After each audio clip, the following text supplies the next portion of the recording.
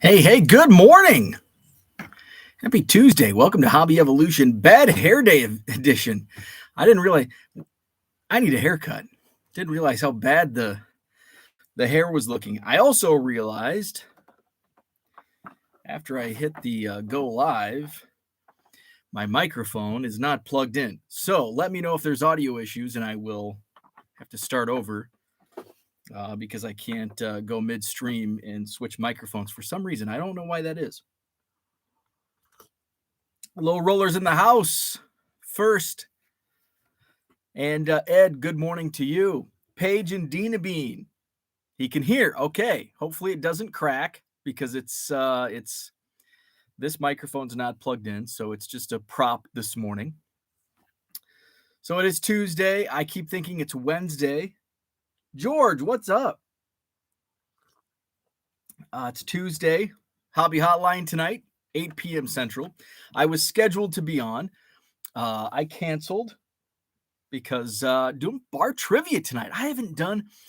We have not done bar trivia, gosh, in probably a year. We had a team, and tonight's like the genesis. It's the genesis team of our bar league trivia. We started playing, gosh, back in like 2014, maybe early 2015, with another couple, and it was their idea. And we started playing at a bar restaurant called Sprecher's. You may have heard of their root beer. And Sprecher's, we didn't like it, so we went to, I think, World of Beer, which is just down the street from where Sprecher's was. And we didn't like it there, and we went to a sports bar just down the street a little further called Tanner's. And then it became like a guys' night. And so all the husbands we would play, and we played that until COVID. In fact, we were at bar trivia on Wednesday night, basically when the world stopped turning before COVID. You know, it was the Rudy Gobert sneeze. NBA games were getting canceled at like halftime, and we're like watching this all happen. And ironically, it was the last time. It was the only time. It was the only time we had like 7 guys. And usually it was hit or miss. Like one week it might only be 2 or 3 of us. The next week it'd be 6. The next week it'd be 4. But this was the only time that we had all 7 of us at the same time. And then we were locked in our homes for a year and a half. So we have not played, and just, life, a few of the guys had babies. Life gets in the way. We kind of play, it was like a Wednesday, a weekly thing. It was every Wednesday we play bar trivia. Actually, a couple of us went and played before Christmas last year, so it hasn't quite been a year. So it's like we were going to go out to dinner. My wife's it's the slower season for real estate now as we get into the winter months. Heck, it's not even fall and winter months. So now we can have a social life, and Dave and Amy want to go out Tuesday night. Okay, cool. They're like, do you want to do trivia? Yes, yes, I do. Yes. So we're going to a brewery. Actually, the tonight's beer bar trivia we're going to. I've never been to this location. It's Hop House Brewery. This is the Fitchburg, Wisconsin location. Now there's one in Verona, which I'll ride. It's like a destination on my bike. It's only 6 miles. So I've had their beer, but I haven't been to their Fitchburg location. So looking forward to bar trivia tonight. It's been a while. So let's catch up. What's going on in the chat? We've got a busy chat room. I love it. DR in the house. Good morning. Had a great time at the Syracuse card show on Sunday. Picked up about 800 cards out of the bargain bins. I love it. I'm starting to see some sales from my last couple bargain bin buys. A lot of $5 sales, $4 sales, $7 sales out of cards that I picked up, for about 90 cents after that volume discount. So that always gives me motivation in the urge to to dig through more bargain boxes. What can I find? I won't be doing a card show this weekend, but then the Madison card show is just over a week away. About where are we at? 10, 11 days away. September 24th. It's a Saturday at the Sheraton Hotel on John Nolan Drive.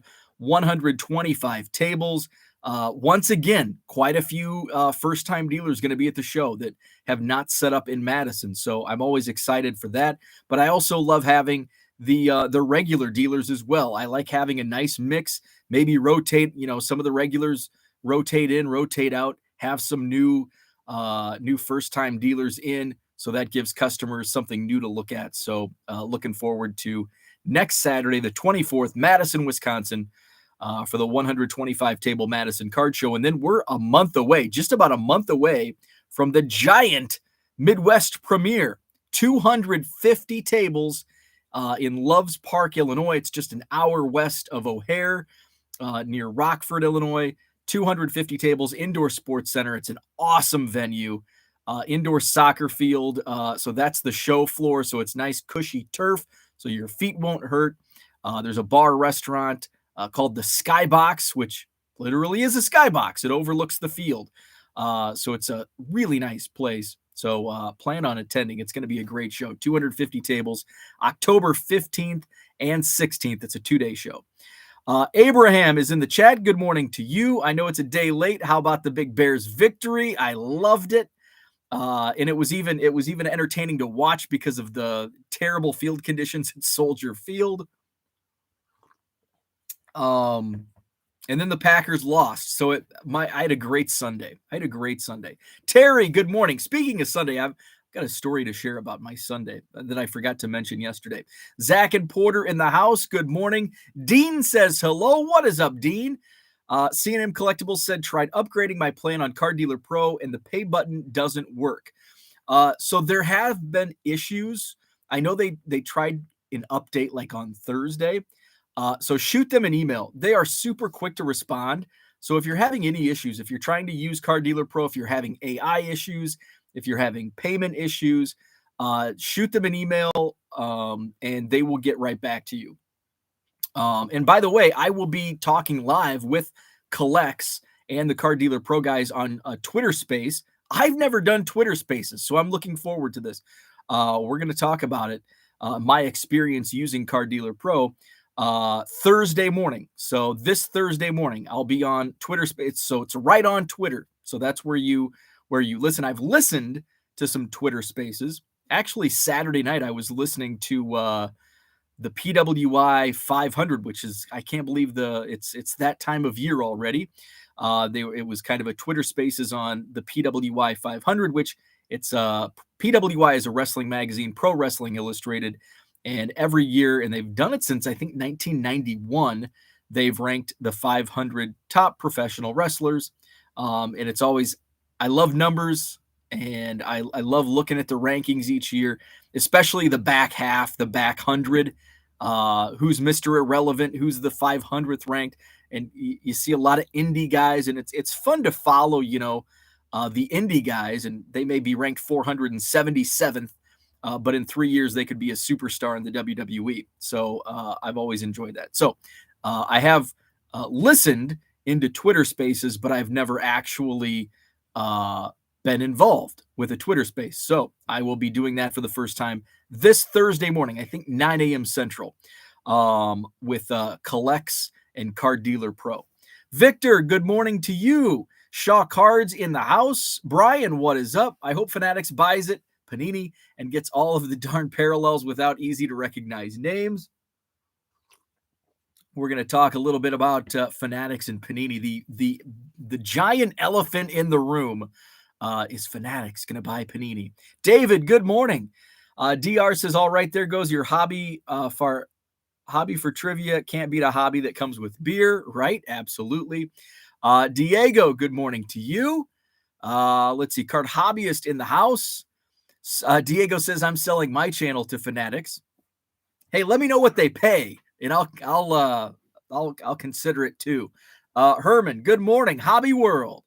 Ed, yes. Ed's talking about Herman's intro If you did not catch it, watch Herman on the 3B Collection channel last night. New intro.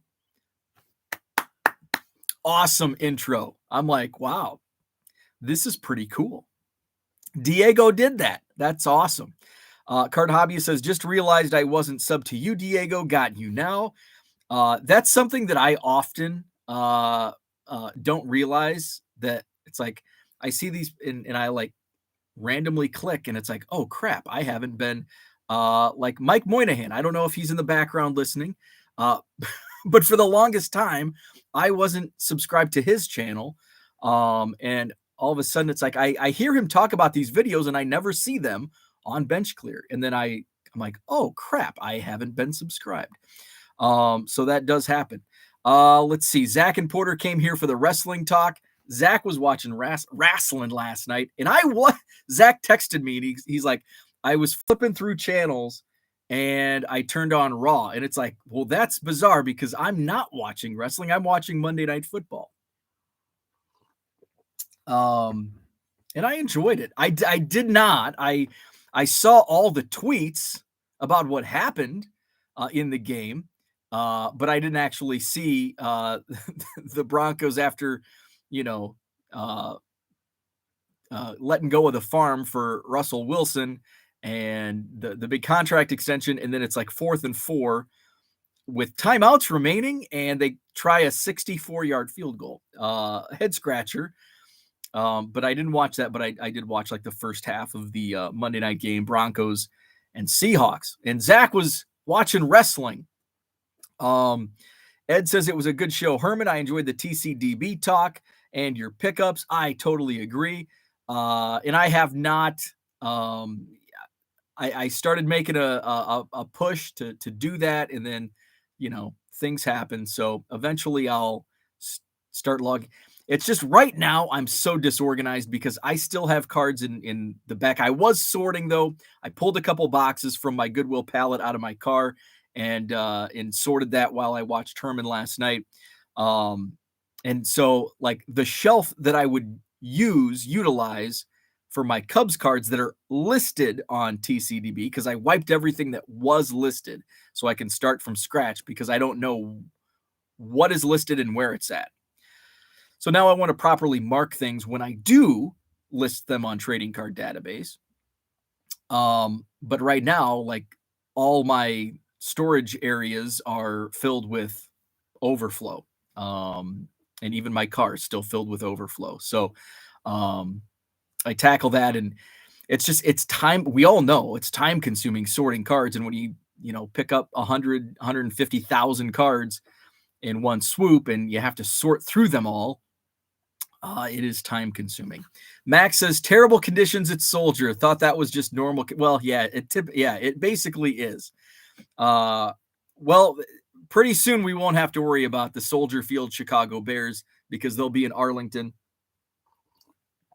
And I can't wait. I am not a Soldier Field fan. And I say that I can't wait for them to move out to Arlington Heights, to the suburbs. Arlington Heights is much easier to reach. I mean, hell, it's right on the Metro stop. Take the train right in. It's an easy drive for us Wisconsinites that are Bears fans. So for selfish reasons, I'm looking forward to the Bears having their home stadium in Arlington Heights. But it'll be a while because at least they own the land. Next step is building a monstrous stadium. DR says the guys on Hobby Hotline over the weekend were complaining about a corporate presence at the Dallas Card Show. I think it would mean more money for the promoter, which is good. Yeah, I think, and I can understand why some people are upset with corporate presence. I mean, let's be real. And I haven't been to the Dallas Card Show, but how, in comparison, there's 700 booths at the Dallas Card Show. Let's be real. What percentage was actual corporate presence? And I know the cowbell and the whatnot and some of the others. I know it's annoying, but in reality,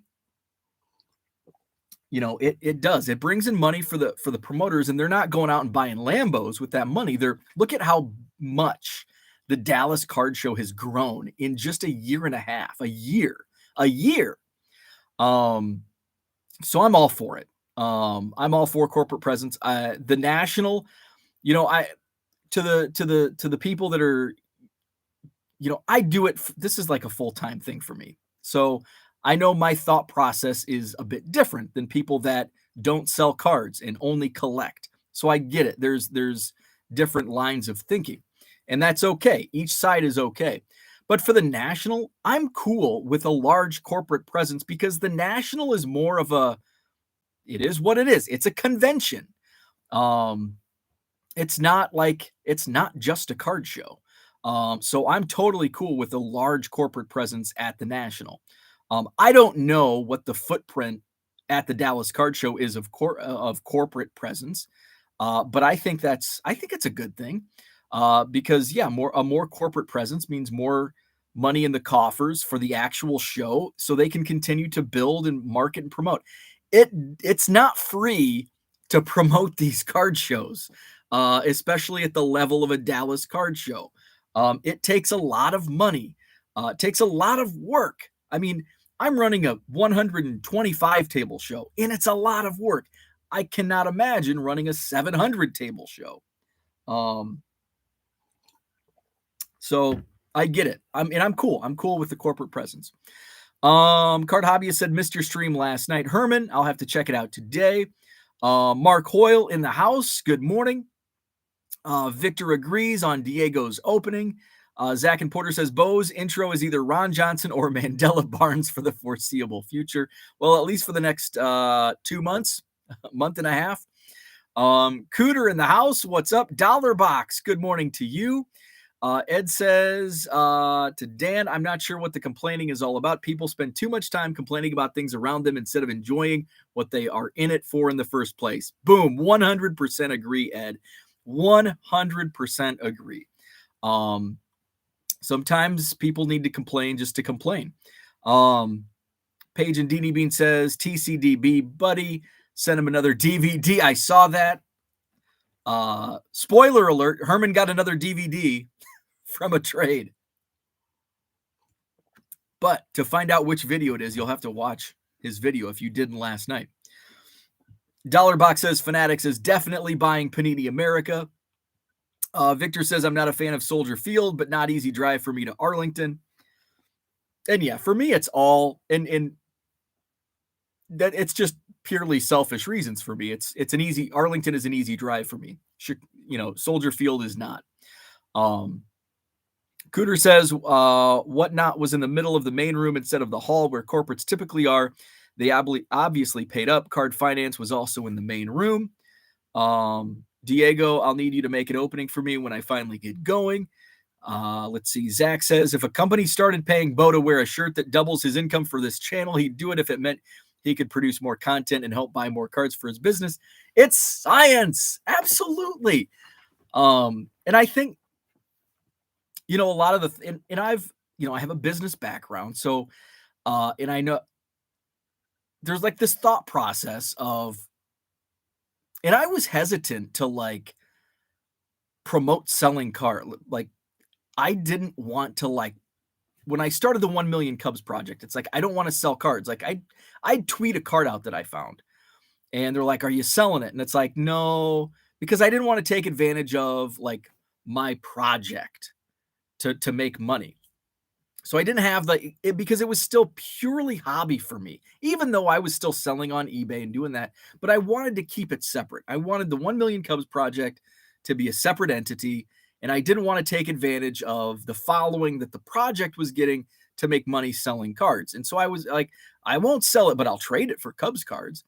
But then as the side hustle grew,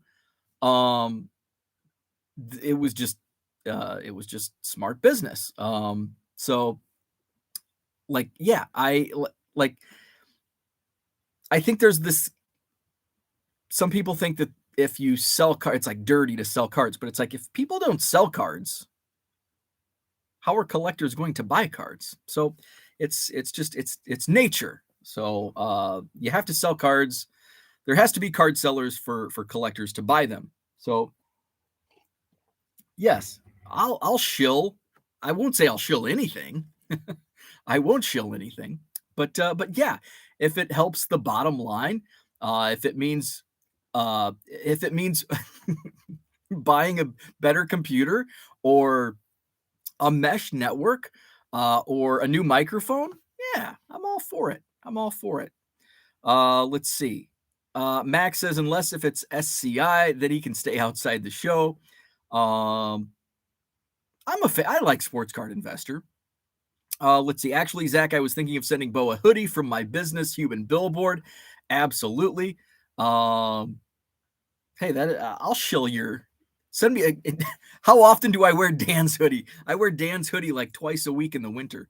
Cooter says we're all prostitutes. It's just a matter of price. Amen. Zach says Bo has reached. He is an up and comer, maybe cracking the top 100 grapplers soon. Still in the back 100 for now. I like the PWI 500 reference. So I wanted to share my Sunday story. And this is gonna show you.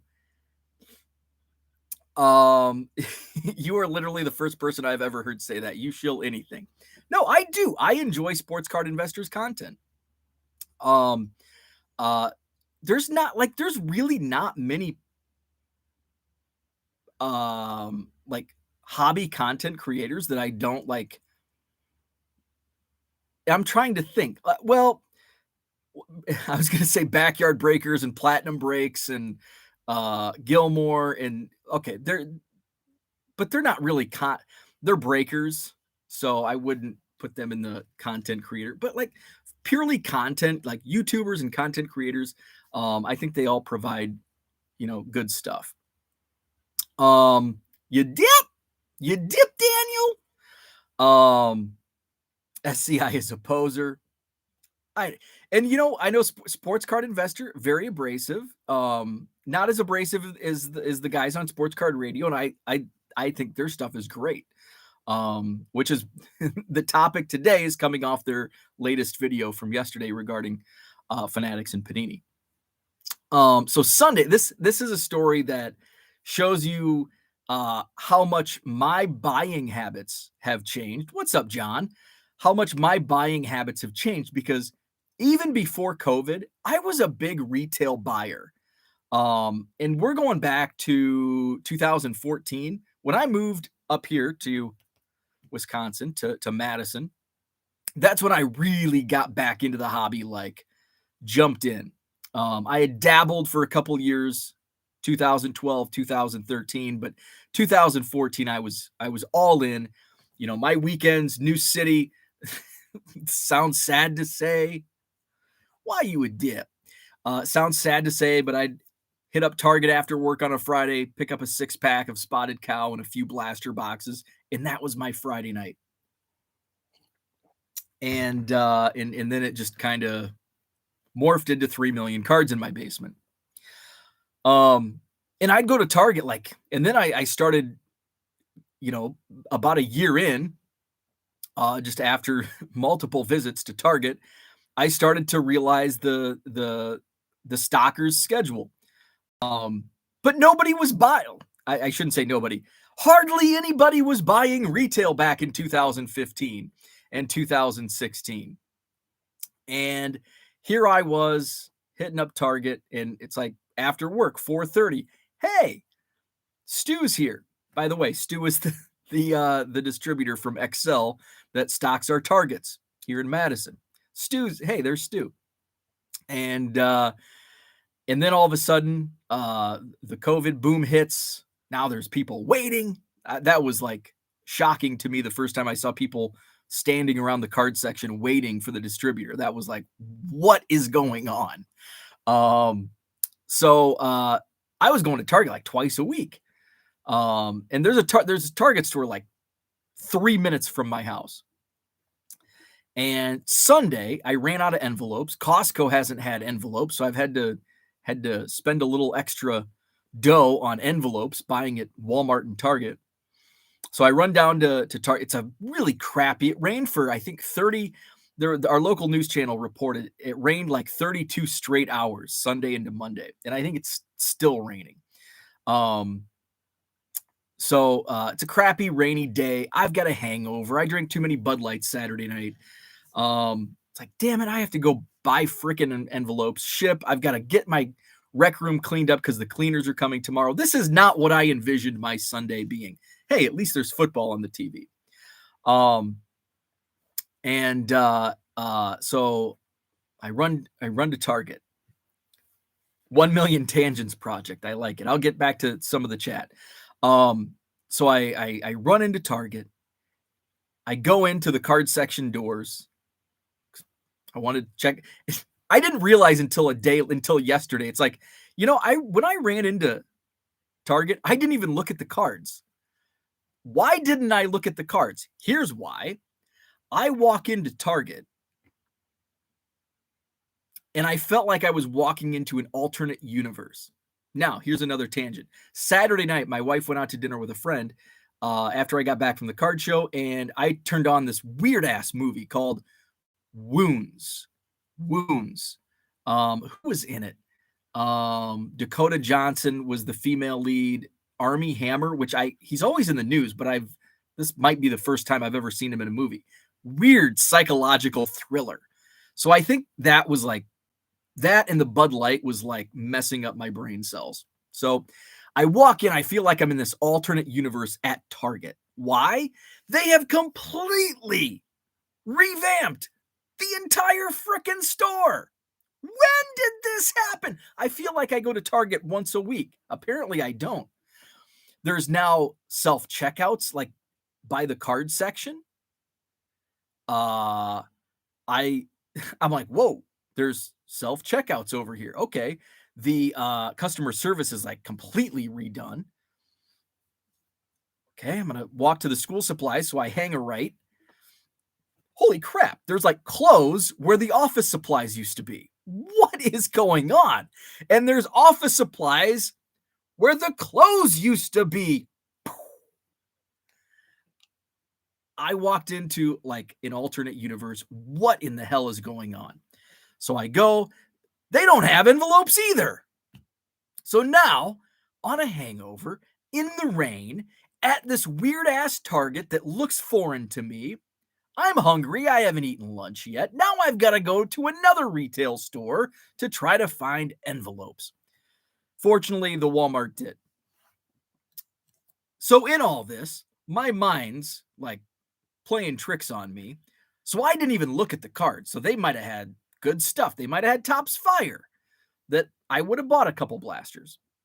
But I didn't even look. I was so frazzled by. So I came home, and now my wife, she goes to Target even more than I did during buying blaster boxes once a week, twice a week. So I'm like, when did they remodel Target? And she's like, 4 months ago, like at the beginning of summer. And I'm like, really? I haven't been to Target since spring? Okay. Now, it's not that I'm not buying retail. Bowman U behind me. I just hit Walmart up because Walmart was more, Walmart seemed to have like, well, how do I know? I wasn't going to Target. I don't know if they had a better selection, but they seemed to be more like, initially Target was like clockwork, and then it became not like clockwork. So then Walmart became clockwork. Anyway, I was flabbergasted by Target, their remodel, and Bud Light and weird psychological thrillers. Not a good mix, especially when you're walking into a newly renovated store and you feel like you're in the upside down. What's going on in the chat? John is here talking about Costco. No, I love Costco. I'm only disparaging the fact that they've been out of envelopes for the last 3 weeks. Alcohol and cards is a bad combo. I agree. Saying you drip has become a PC for me. George says, I'm trying to remember what content creators I don't like, but I can't think of any because I don't watch anybody I don't like. That's profound. That's a good point. If I don't like the content, I don't watch it. Let's see. Prism Optic and Select Baseball with logos could happen. What's up, Zach? Good morning to you. Let's see. John says, please don't disparage Costco and my company. Tell them to get some damn envelopes in stock. And by the way, they do have them online. My wife said, why don't you just buy them online? Oh, and I said, because the shipping is too much. She's like, yeah, but it's free shipping on Costco. They build the shipping into the online price. At Costco, 500 envelopes, $11. At Costco.com, 500 envelopes, $25 because it costs money to ship. Boom, built-in price. So get some damn envelopes in stock, Costco. Fall Creek laughing at Card Hobbyist. Zach says that would be a dream come true. Dan, what is up? Hey to you. Card Hobbyist says it's all good. I'm a rambler myself. I probably should follow a script when I make content. When you follow a script, I feel, and this is just personal preference, I feel if I'm writing from a script, it's like, so I come from a broadcasting background. I worked in radio 12, 13 years. So when I work from a script, there's different voices. So when I'm reading from a script, it's like all professional. So if I'm reading from a script, let's pick up Mike Harley, Bowman U. So if I'm reading from a script, I get into like news voice. I can't read this because this is in ADD style, not news style. So I'm trying to find the inner broadcaster in me to read this. Okay. This is my news voice. So this is what I sound like when I read from a script.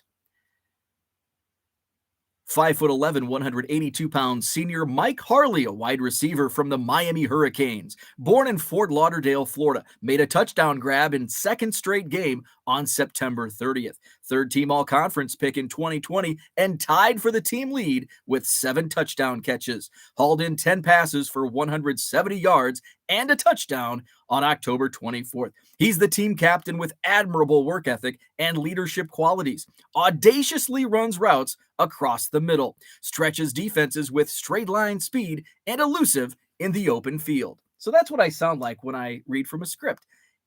But when I don't read from a script, I just feel it's very fluid. And it's not like I'm Mr. Newsman. So that's why I I don't even have a topic today.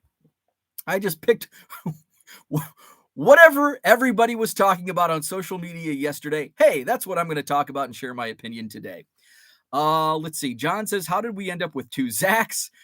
There was a Target near me that kept cards in the electronics section. I have seen that. The Target stores in my area here in Madison, I think they're all still up front. Janesville, the Target there, it's like a small Target. I think John made the word small mart up because our Walmart is small here near me. Small mart. I love that term. So a small Target, Smarget. That doesn't sound good. But it's a smaller Target. It's weird. I've never seen a Target in it's in like a mini mall type deal. And it looks like it's part of the mini. It's weird. It's not like a retail store. It's like in a mini mall. It's weird.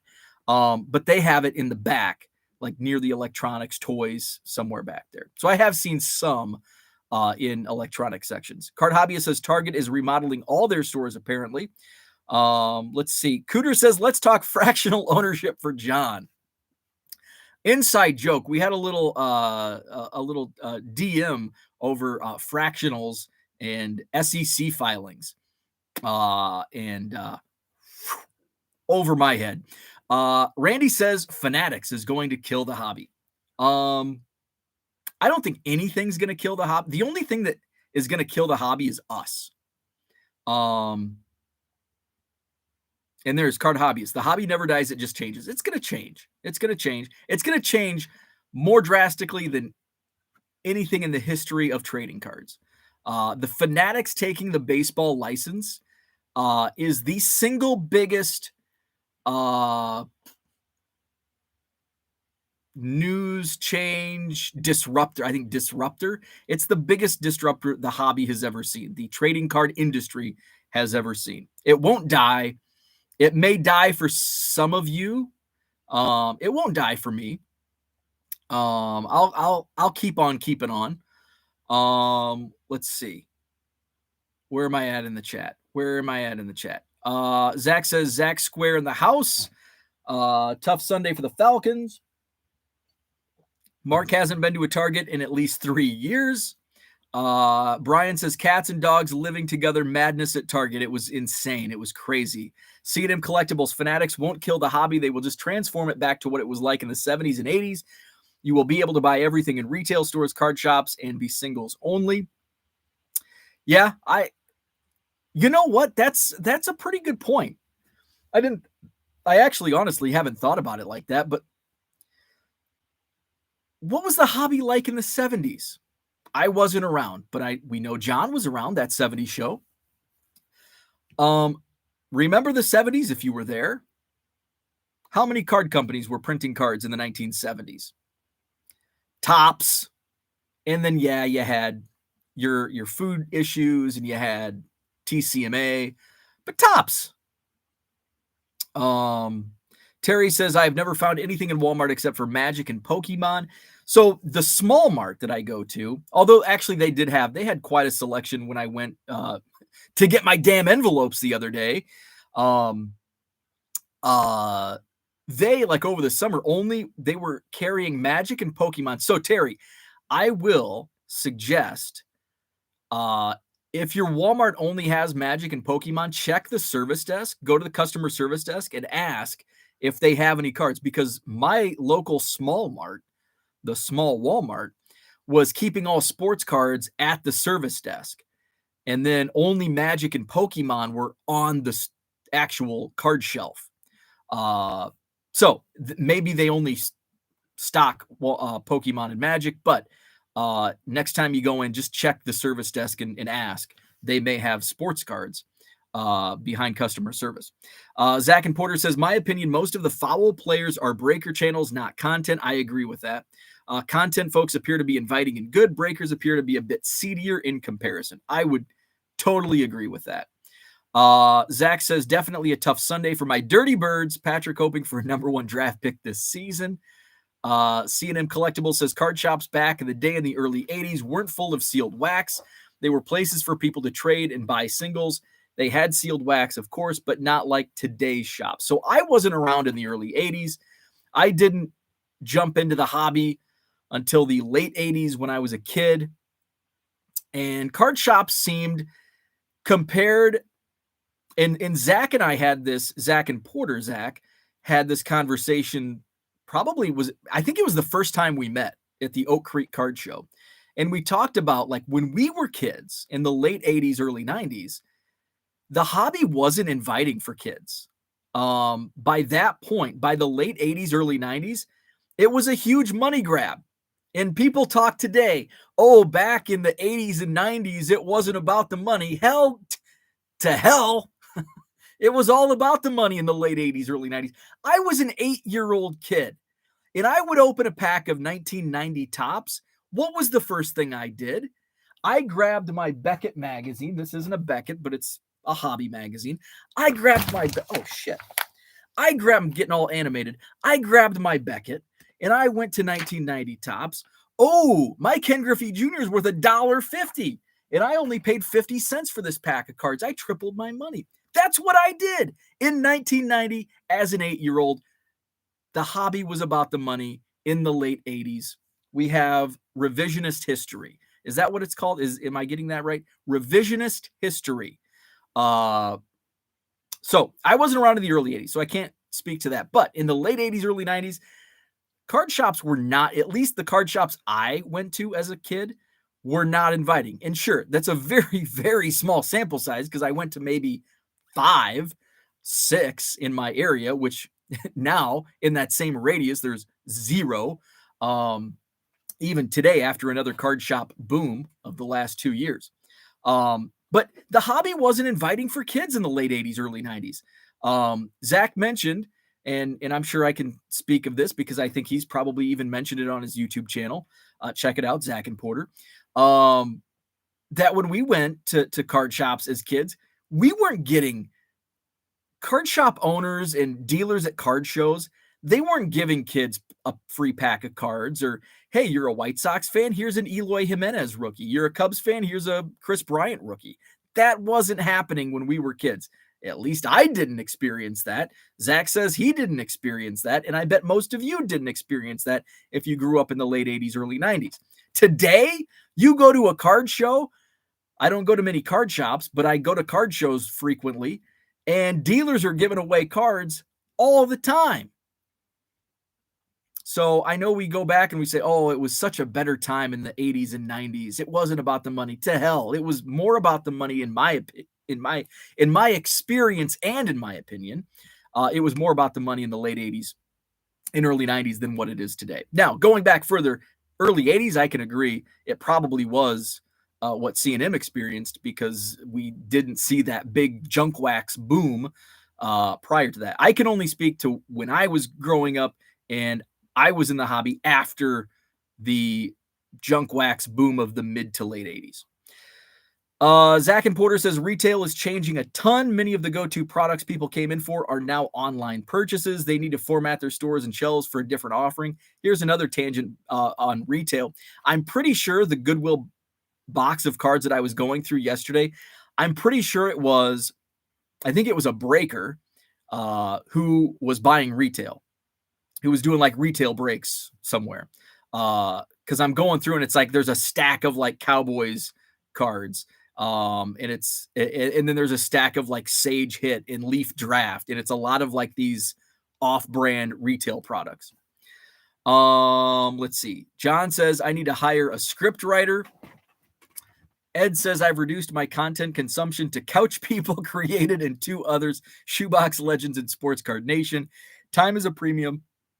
And there's way too much noise out there. I do agree. I'll hit various channels. You script, Daniel. You script, Daniel. You script. John says I also need to hire someone to read the script. Where are we at? There we are. Okay. So Card Hobbyist says, agree to Ed. Impossible to see all hobby content. We all have to pick and choose. Totally agree. Totally. Targlet. Target.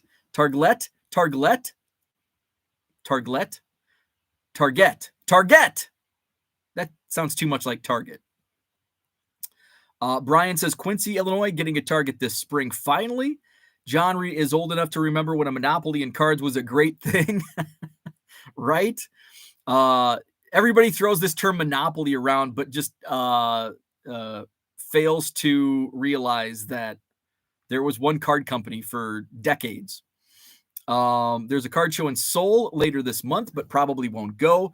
Heard sellers don't have stuff I collect, and I'd be spending more than I want just to get up there. Let's see. Ed says hobby in the 70s was buying packs, flipping against the wall and trading. Oh yeah, bike spokes too. Card Hobbyist says, need more food issues. I don't like bologna, but if it came with a card, I'd learn to like it. Terry says they have other cards, but they're always sold out, just empty boxes on the shelf. I have bad timing. Mark says, and you could buy cards at the local corner store or pharmacies. Didn't have card shows near me in the 70s, would hit the local flea market. There's a huge flea market near me in Jefferson. It's like the biggest flea market or something. I don't know. I think it's this. Is it this coming weekend? I know Max is in this area. Who else is it? Zach's in this area. Does anybody have an experience with the Jefferson flea market? I'm Googling it right now.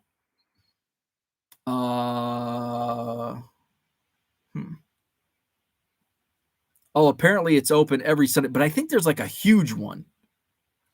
Maybe it's not Jefferson. I don't know. But if anybody knows anything about the big flea market here in Wisconsin, let me know. Let's see. Dan says, I wonder if we would ever see a store within a store card shop model similar to how Target has Ulta and Starbucks inside a Target store. It's a good thought. I don't think that would ever happen with like a big box retailer, but I could see it happening with like lid stores. I'm just trying to think through that. I don't think that would work at Target or Walmart. Maybe.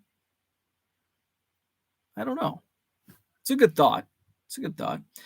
Card Hobbyist says there's a reason you can find sealed cases of 1988 tops on Facebook. Investors were gobbling that stuff up. Absolutely. I have, like, in various collections I've bought through the years, I have like 250 Joey Bell 1990 tops rookies because people were buying rookie cards in bulk to flip them. So it's prospecting and speculating is not new to the hobby. Zach says, I totally agree. Looked up the value in the Beckett every month. Terry said, when I was a kid in the 70s, you could buy cards in almost every store. Any store that has candy had cards. Zach and Porter says, yes, I got a shill. Herman says, the guy that I helped in his card shop was harsh to kids. Let's see. Victor, I saw Victor had a comment. Where's Victor's? Never got anything free. Yeah. Like, I remember, here's how infrequently as a kid I got something. I can only remember one time, and I think, well, he was a good guy, but he's also like my brother's best friend. He owned a card shop, a small card shop, and I remember going in. It was in the next town over from where I grew up, and my grandma, I would spend. She probably babysat me, but I would like spend some time in that town, and I'd run uptown. I don't know if it's down, probably uptown. We called it Uptown, where like all the business district, which spanned all of 2 blocks. And I'd go to the local card shop and Big Daddy's. And I remember he gave me a pack of like the Topps coins. This is probably 1990, pack of Topps coins. And I oh my God, I couldn't believe it. I got a free pack of cards. Like, that had never happened and never did happen as a kid in the early 90s. Let's see. Max says it's always been about the money. It's more about the chase now more than ever. Not even close. I agree with that. Card Hobbyist says, I sorted my cards by Beckett value as a kid. Love it. Dan says, as a kid at most card shows growing up, you felt like a mark. Yeah, there was definitely that feeling to it. Zach says, kids in my neighborhood were all going for the 86 Donruss Jose Canseco because it was worth $15 in the late 80s. And then, like, by 1990, it was $100 card. I remember there was an older kid, because I was born in 82. So 86, I wasn't quite, I wasn't collecting in 86. I didn't start collecting till like 88, 89 really. And Jason, a kid named Jason, lived behind me.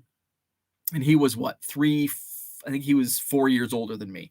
So he was getting into collecting, so his 86 was like my 89, where I had a bunch of 89 stuff. He had a bunch of 86 stuff. And he had like 3 or 4 Jose Canseco rated rookies that he probably got in 1986 and, kept them and had them in a binder because that's what we did.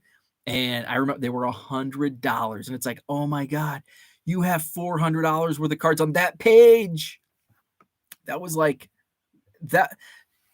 As an 8-year-old, $400 might as well be $1 million, because it's, for me growing up as a poor kid in rural Illinois, $400 might as well have been $1 million.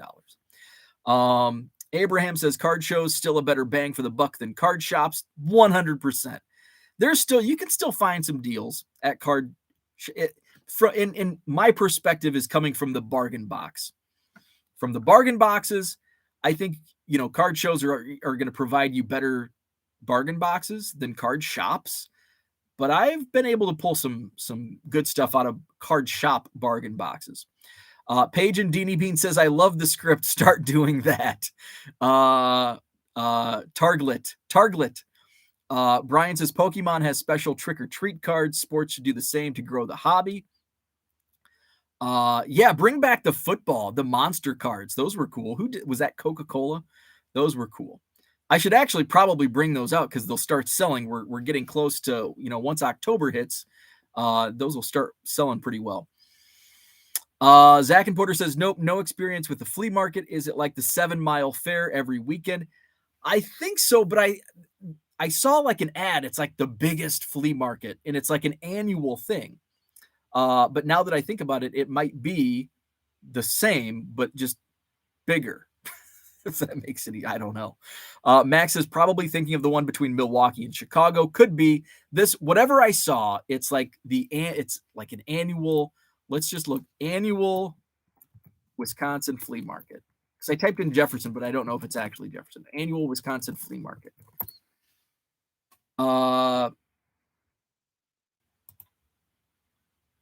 15 best flea markets in Wisconsin. Number 1, the Mad City Bazaar, which is in Madison, and I've never heard of it. So how good can it be? Elkhorn Antique Flea Market. None of this is 7 Mile Fair, ranks number 3. I don't know if these are actually ranked. Let's click on it. Let's click on 7milefair.com and let's see if this, because what I saw was like an annual thing. And I know 7 Mile is weekly or whatever, but I don't know. I'll find it eventually. It might have been like a Facebook ad that popped up. Cooter says the difference in the 70s and 80s was most kids could buy any pack of wax and pull cards like anyone else, even the 99-cent upper deck. Now most wax is prohibitive, and silos, not corn, the hobby. Silos have 2 meanings where I come from. It's cornbread and chicken, where I come from. Silos mean towers for corn and giant cans of beer. Preferably Busch Latte. Got a silo of Busch Latte. Card Hobbyist says a card shop inside an Academy Sports or Dick's would be cool. Dan says, I remember going to the Holiday Inn at Ford City on Cicero for a card show or 2. Max says, it's funny, I was born in 89 and have a completely different experience, I guess. Was always treated well, and I stop at those tables first now. Been going to shows with Dad since I was 10. Yeah, I did not have like a welcoming experience as a kid at card shows or card shops. And yeah, I mean, my sample size is, you know, and I think all of us individually have, you know, when we were a kid, we were probably confined to a 30-mile radius. It's not like we were out plane hopping, traveling the country, going to card shows and card shops. We were probably confined to a 20-mile or less radius to card shows and card shops. So, you know, my radius was pretty small. Although even small, there were still like at one time 6 card shops within a 12-mile, you know, range of where I grew up, where it was cornbread and chicken, and a lot of front porch sitting. Mark is old enough that when I started collecting Beckett Mag was in the picture. Zach and Porter says, I think it helps Porter getting swag that he fans the teams that aren't local. Not many people here trying to get Bears or White Sox, so easier for a dealer to pass along. Can't do that with Green Bay, and that's a good point. Let's see. Cooter says the owner of my local card shop in the 80s still sets up in Dallas. I spent half my time at his booth. He's in his mid-80s and still remembers deals we made and things I collected 35 years ago. That's really cool. None of my local card shops growing up in the 80s are still around. Let's see. Elkhorn. I'm not sure. Let's click on Elkhorn. I promise I'll stop talking about Wisconsin flea markets soon. Zach and Porter says that list is BS. 7 Mile is number 1, and I ain't backing down from that fact. Okay, so at least number 4 is Crazy Frank's. I've actually been to Crazy Frank's. Theirs is like an indoor flea market. It's like an hour west of me. And it was your typical like indoor flea market / antique mall where you could buy a box of 1989 tops for $80. What was Elkhorn? Okay. I'm going to stop now. Abraham says, Lauren and I picked up some packs of baseball monster stickers at Janesville and are going to give them out on Halloween. Nice. Max says, I think siphon was the word they were looking for. I used to go to the card show at the Chicago Ridge Mall. My favorite shop ever, and I have never been in anything close, was Greg's Card Locker in Verona. And that, I think, when did that close? That closed like, and I say, oh, not that long ago, but that's all subjective. Did that close like maybe 10, 15 years ago? because I think when I first moved to Madison, which would have been 2014, when I was Googling card shops, that came up. And then I learned that it was no longer open. John says Sports Card Radio just announced Fanatics purchased the flea market. That's why I can't find it. I was buying boxes of 89 score football at Waukesha Sports Cards. Let's see. Max says he passed away, I think maybe 10 to 15. Okay, so yep, that falls in line with what I was thinking. So is Fanatics actually buying Panini? It's like this giant elephant in the room. It's been talked about for months. At this point, it's like, it's not if the shoe's going to drop, it's when the shoe's going to drop. It's going to happen. Fanatics is going to buy Panini.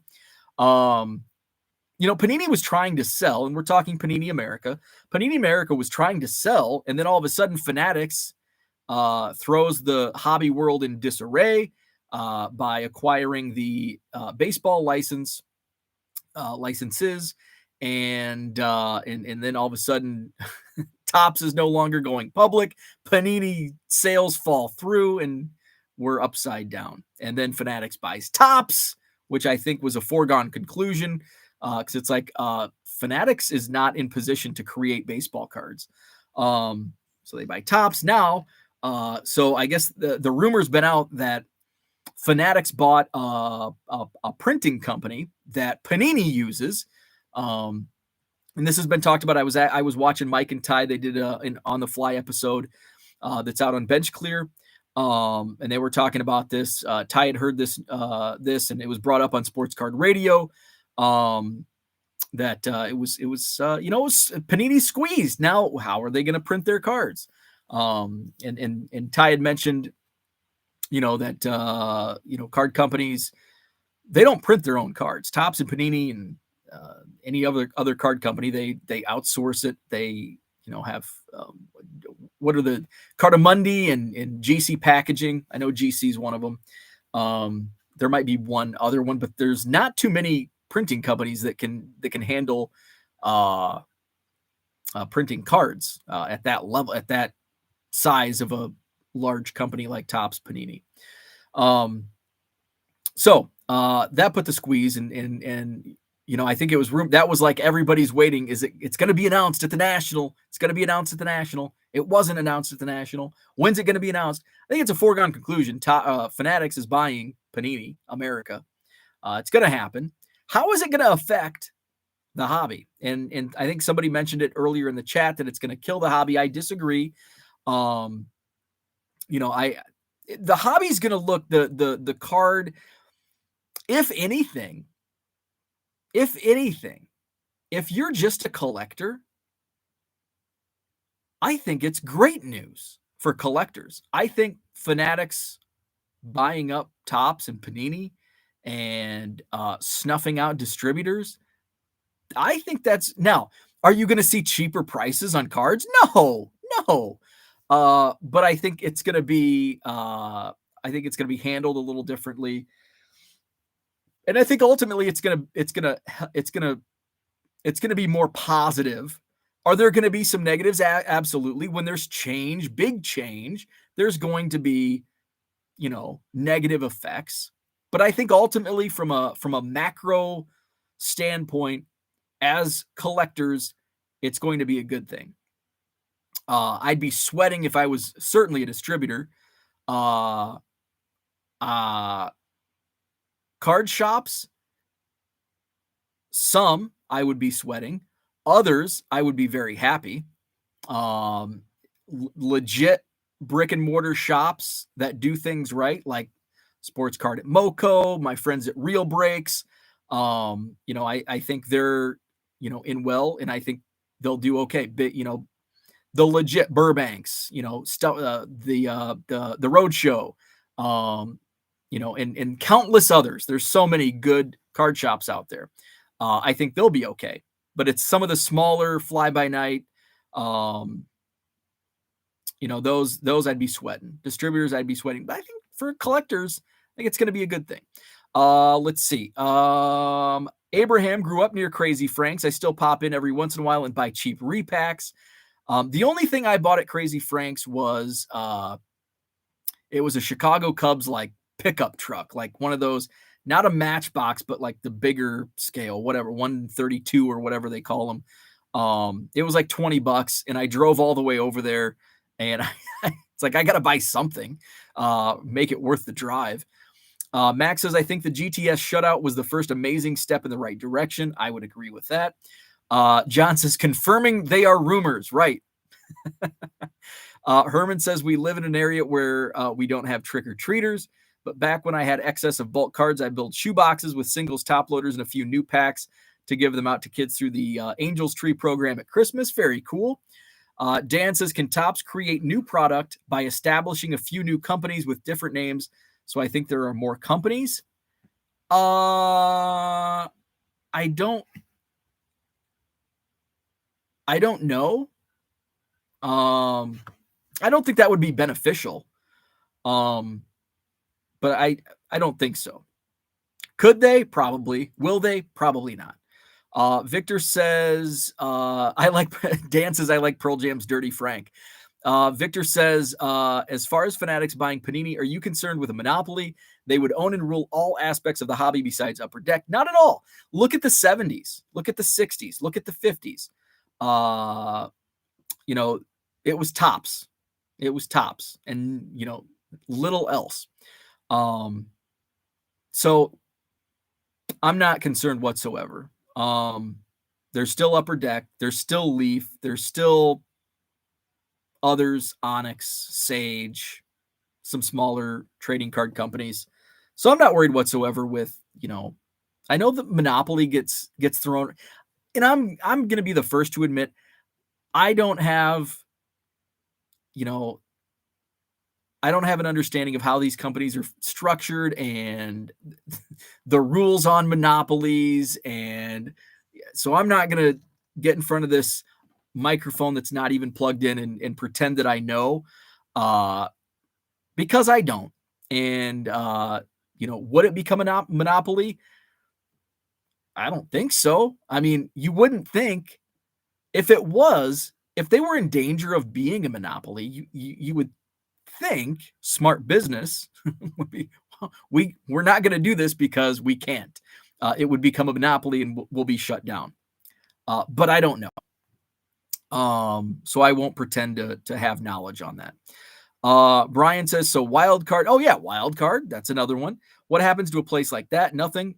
Same as usual. Same with, Upper Deck will keep moving on with their hockey license, and I think they have some others.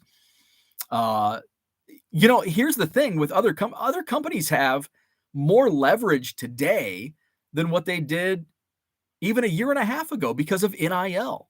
And you can get like Arch Manning. Now, does Wildcard or Leaf or Sage, do they have the money to outbid a company like Fanatics for the services of an NIL contract for like a huge star that Arch Manning will become in the NIL market? Probably not. But there's still, are they going to get the top star? Probably not when it comes to that. But can they still get solid NIL athletes? Absolutely. And they'll still keep, they can still keep making cards like they've been making cards. Victor says, I only give out cards for Halloween, giving out more than 300 team set bags for the kiddos. Very nice. I'm just worried that we won't know what a rookie is under only one. Max says, if Fanatics buys Panini, I don't think a ton affects people that aren't on the distribution side. I agree with that. It's going to look a lot different, but ultimately at the end of the day, as collectors, and even me, like as a seller, is it going to affect my business? No, because I'm still buying, I'm not buying new wax outside of some blaster boxes of Bowman U and some other random stuff. Hell, it might make it even easier. Who knows? It won't make it cheaper, but it might make it easier to attain product. But that's not my wheelhouse. That's not my lane. My lane is going to a card show, buying a few bulk boxes and piecing them out on eBay. Let's see. Meaning folks that buy wax from a distributor will have changes, but you and I won't. Yep. So yeah, exactly. I agree 100%. Stacks and packs, what is up? I think they do it because they can keep Topps and Panini as companies as well. Yeah. So, and I don't know how that works. Like, again, I don't, even though I have a business degree, I don't know the ins and outs of all of this. But yeah, and I don't know, like, is a monopoly, like, because Topps is separate from Fanatics. Like, Topps is it's under the Fanatics umbrella ownership, but it's still its own company. Panini will still be its own company. Let's see. Max says product lines will stay the same, Target, Walmart, etc., and shops still have the cards. Logos would probably be the biggest change for non-brick and mortar collectors. Eric says Panini just has the majority of license, nothing stopping you or anyone else from starting their own card company. Therefore, it's not a monopoly, in my opinion. Card Hobbyist says some people view any change as negative. I agree with that because it ruins the comfort zones we're all used to. I agree with that. We all eventually adapt and the new thing becomes the norm. Human nature is to resist change. Totally 100% agree. Victor says they will own them all eventually, in my opinion. I don't think. Could it be? I can't disagree. I know Upper Deck is like, they signed a long-term hockey deal, and I think they're content with, like, hey, we're Upper Deck. We're gonna keep on keeping on. Leaf, Brian Gray screams from the rooftops, from the mountaintops, that he'd sell. So Leaf, absolutely. Some of the other companies, yeah, absolutely. But I don't think.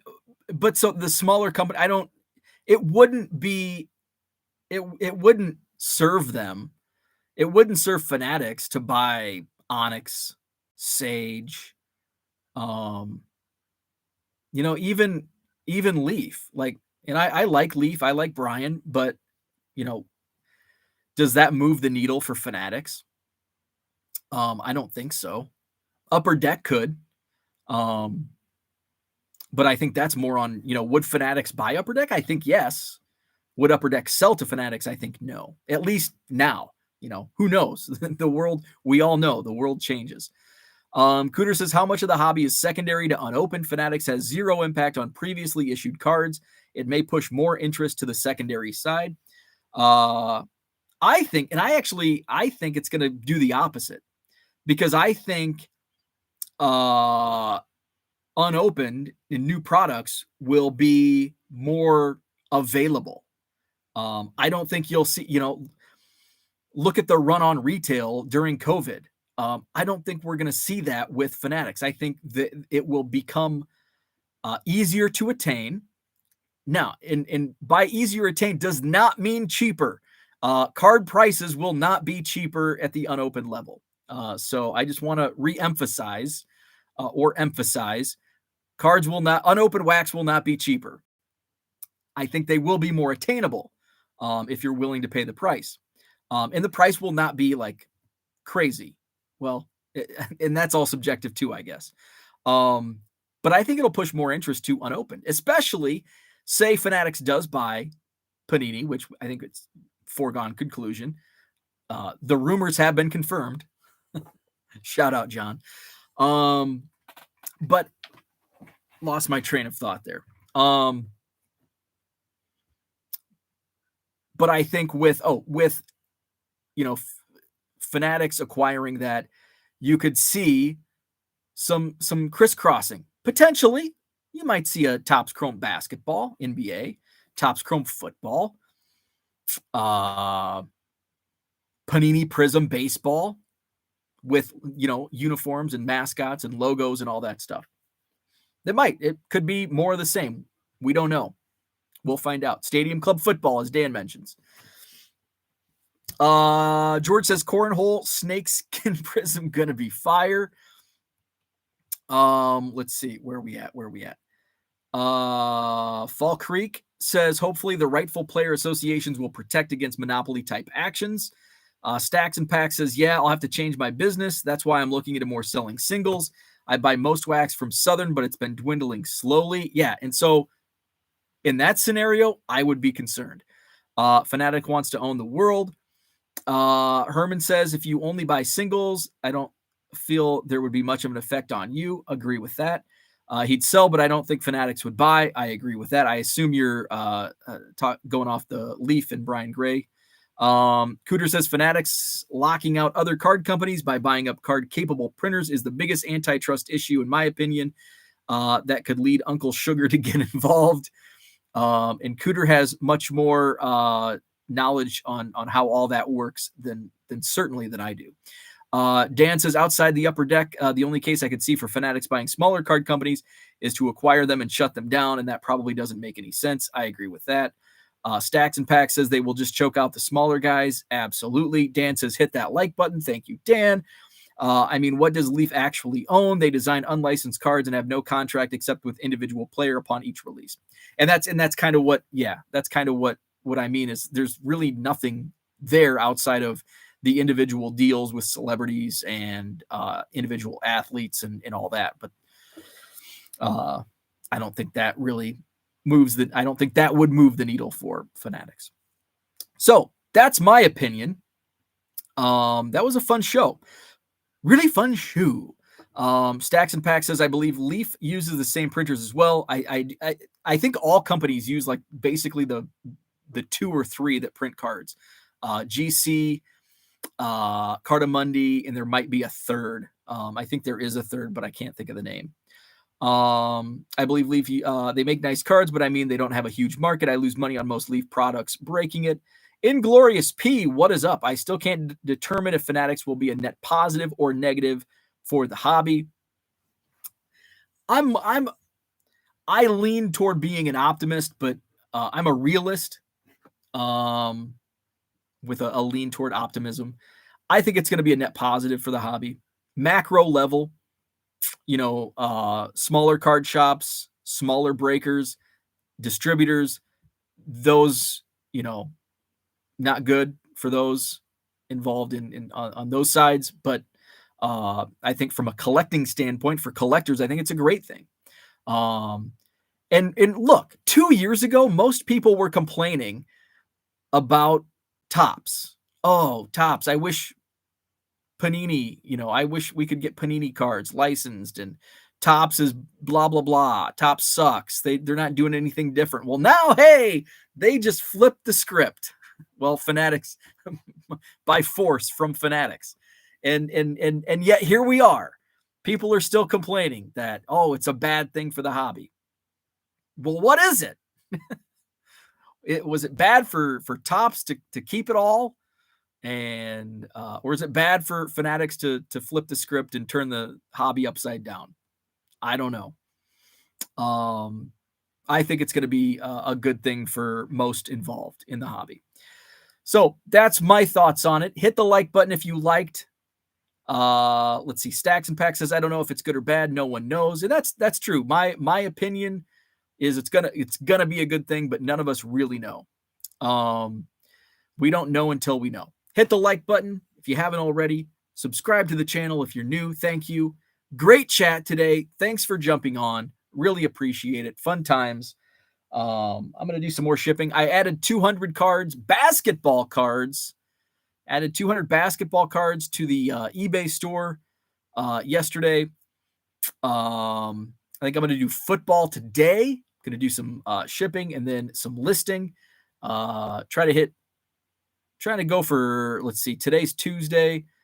So maybe tomorrow, try to hit 22,000 active listings. I hit 21,000, just surpassed 21,000 last night. And then I made some overnight sales and I'm back under 21,000. So